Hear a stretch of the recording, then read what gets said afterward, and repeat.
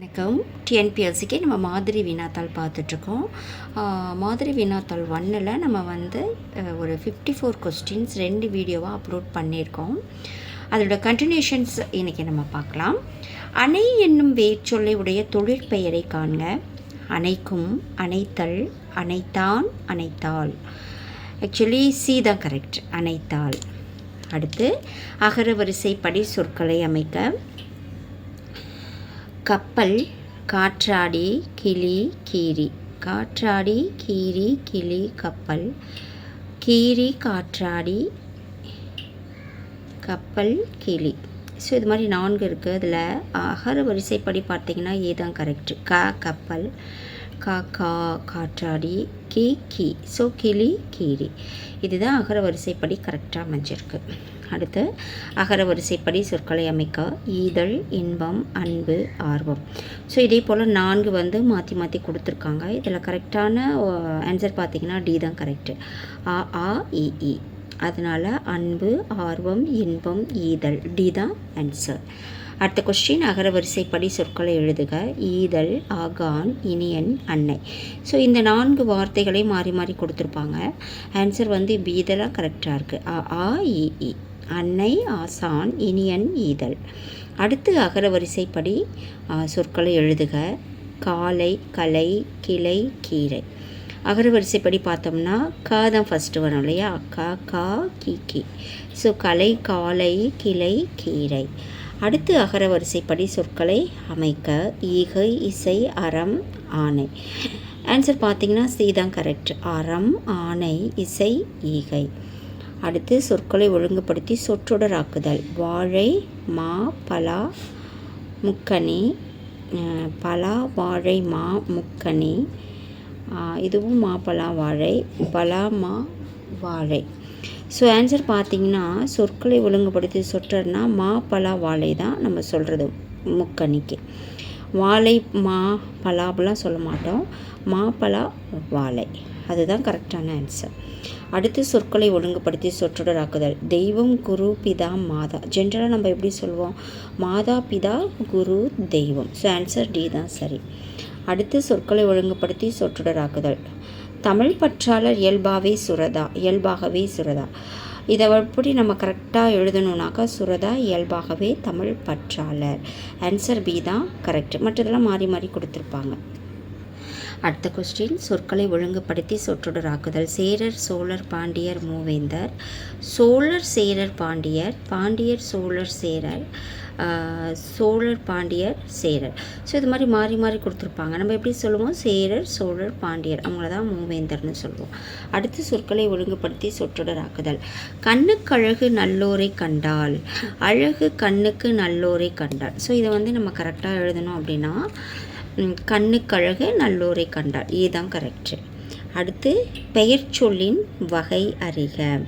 பெயர் சொல்லின் வகை என்னன்னு கேட்குறாங்க. குணப்பெயர், சினப்பெயர், பொருட்பெயர், தொழிற்பெயர். என்னத்துக்கு? மரம். மரம் என்ன அதனோட பெயர் சொல் என்னன்னு கேட்குறாங்கன்னா அது ஒரு பொருட்பெயர். அடுத்து தஞ்சாவூர் பெயர் சொல்லின் வகை அறிக. பொருட்பெயர், இடப்பெயர், காலப்பெயர், தொழிற்பெயர். தஞ்சாவூர்ன்றது ஒரு இடம் இல்லையா. ஸோ அது இடப்பெயர். அடுத்து பெயர் சொல்லின் வகை அறிக. சித்திரை. சித்திரைனா என்னது? தொழிற்பெயர், காலப்பெயர், பண்பு பெயர், இடப்பெயர். ஆன்சர் காலப்பெயர். அடுத்து பெயர் சொல்லின் வகை அறிக. கைனா என்னது? அது சினை குறிக்கும் இல்லையா. குணப்பெயர், இடப்பெயர், சினைப்பெயர், பண்பு பெயர். ஆன்சர் சி, சினைப்பெயர். அடுத்து பெயர் சொல்லின் வகை அறிக. வட்டம். வட்டம்னா என்ன? அதனோட பெயர் எப்படி சொல்லுவாங்கன்னா பொருட்பெயர், சினப்பெயர், இடப்பெயர், பண்பு பெயர். அது பண்பு பெயரை குறிக்கும். அடுத்து பழங்குடி இலக்கணம் அறிக. பண்பு தொகை, தொழிற்பெயர், பெயரெச்சம், இணைமுற்று. ஆன்சர் பண்பு தொகை தான் பழங்குடி அப்படின்னா. அடுத்த கொஸ்டின் மாமழை இலக்கணம் அறிக. உவமை தொகை, வினை தொகை, உருவகம், உரிச்சொல் தொடர். ஆன்சர் உரிச்சொல் தொடர். இலக்கண குறிப்பறிதல். எழு ஞாயிறு. உங்களுக்கு இலக்கண குறிப்பு வேணும், அதனோட டீட்டெயில்ஸ் வேணும் அப்படின்னாக்கா நீங்கள் கமெண்ட்டில் சொன்னீங்கனாக்கா நாங்கள் அந்த டீட்டெயில்ஸ் கொடுப்போம். அடுத்து இலக்கண குறிப்பறிதல் எழு ஞாயிறு. வினைத்தொகை, பண்புத்தொகை, உவமைத்தொகை, அன்மொழி தொகை. ஆன்சர் வினைத்தொகை. அடுத்து சொன்னவர் இச்சொல்லின் இலக்கண குறிப்பு. வினைமுற்று வினையால் அணையும் பெயர், தொழில் பெயர், வியங்கோல் வினைமுற்று. ஆன்சர் வினையால் அணையும் பெயர். அடுத்த கொஸ்டின், எண்ணில்லா உயிர்கள் சரியான இலக்கண குறிப்பு யாது? வினையெச்சம், முற்றெச்சம், பெயரெச்சம், ஈறுகட்ட எதிர்மறை பெயரெச்சம். ஈறுகட்ட எதிர்மறை பெயரெச்சம் தான் கரெக்டு. அடுத்து விடைக்கேற்ற வினாவை தேர்ந்தெடுக்க. திரிகடுகத்தின் ஆசிரியர் நல்லாதனார் ஆவார். இதுக்கு வினா எப்படி எழுதணும்னா, திரிகடுகம் 14 கீழ்கணக்கு நூல்களில் ஒன்றா?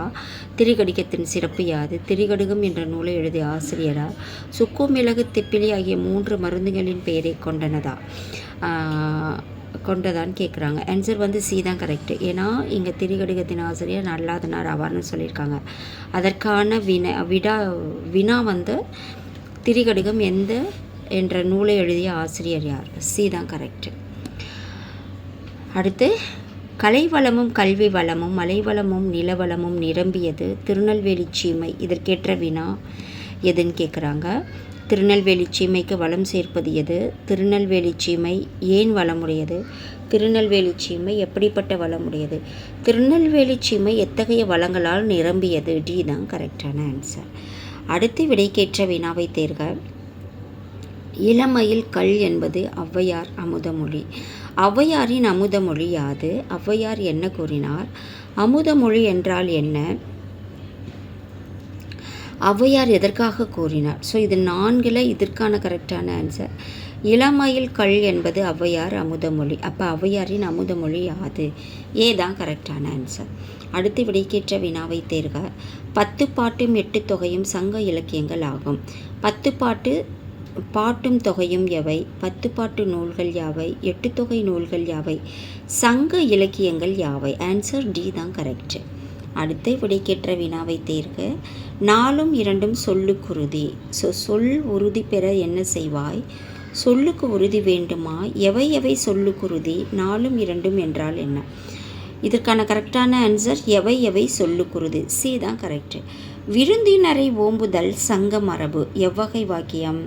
விருந்தினரை ஓம்புதல் சங்க மரபு அப்படின்றது செய்தி வாக்கியம், கலவை வாக்கியம், உணர்ச்சி வாக்கியம், கட்டளை வாக்கியம். ஆன்சர் செய்தி வாக்கியம். ஏ தான் கரெக்டு. ஸோ இந்த வீடியோ கண்டிப்பாக உங்களுக்கு ரொம்ப யூஸ்ஃபுல்லாக இருக்கும். நல்லா படிங்க. இதனோட கண்டினியூஷன்ஸ் நம்ம அடுத்த வீடியோவில் பார்க்கலாம். நன்றி.